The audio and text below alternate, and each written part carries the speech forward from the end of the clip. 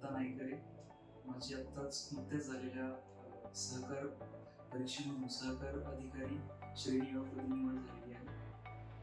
तर सर्वप्रथम संतोष पवार सरांचे खूप खूप आभार, कारण त्यांच्याकडे 2018-19 पासून मराठी इंग्लिश या निमित्ताने सरांशी खूप सरांचं गायडन्स होतं आणि त्यांच्या मार्गदर्शनाचा मला खूप खूप फायदा झालेला आहे.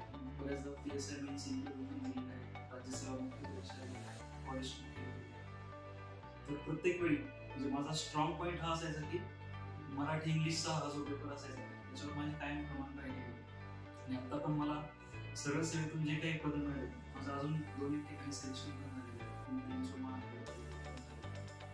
तर मला मराठी आणि इंग्लिश या विषयाची कधीच चिंता करायला लागली नाही, कारण ते विषय माझे ऑलरेडी प्रिपेअर्ड असायचे. तर मी खूप कमी वेळेमध्ये त्यांना रिवाइज करू शकायचे आणि मग मला इतर विषयांना रिव्हिजन करण्यासाठी पुरेसा मुबलक वेळ उपलब्ध असायचा.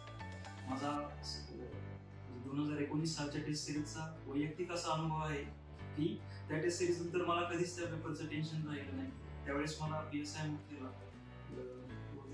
73 मार्क, पहिल्याच पेपरला 73 मार्क्स होते मराठी इंग्लिश, जे खूप चांगला स्कोर मानला जायचा त्यावेळेस.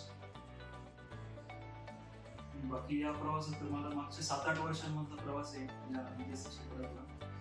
तर प्रत्येक वेळी म्हणजे माझे खूप रिझल्ट हे खूप कमी कमी मार्कांवरून गेलेले आहेत, परंतु एकच गुरुकिल्ली एकच आहे की सातत्य पाहिजे.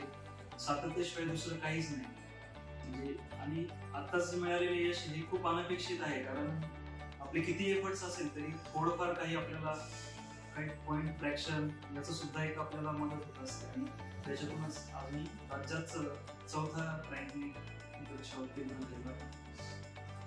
2019च्या टेस्ट सिरीजचा अनुभव असा आहे की आम्ही सकाळी 8 ते 9 या 1 तासात टेस्ट द्यायचो मी सरांकडे मराठी इंग्लिशच्या ग्रामरसाठी. आणि त्याचं एक्सप्लेनेशन इतकं फ्रुटफुल ठरलं आम्हाला की ते जवळजवळ एक्सप्लेनेशन दुपारी 3:30-4 वाजेपर्यंत चालायचं. सर ब्रेक घेत नसायचे, आम्हाला विनंती करावी लागायची सर आम्हाला जेवणासाठी थोडा ब्रेक द्या. तर म्हणजे इतकं जीव धरून शिकवणारा शिक्षक मी खरंच पाहिजे नाही.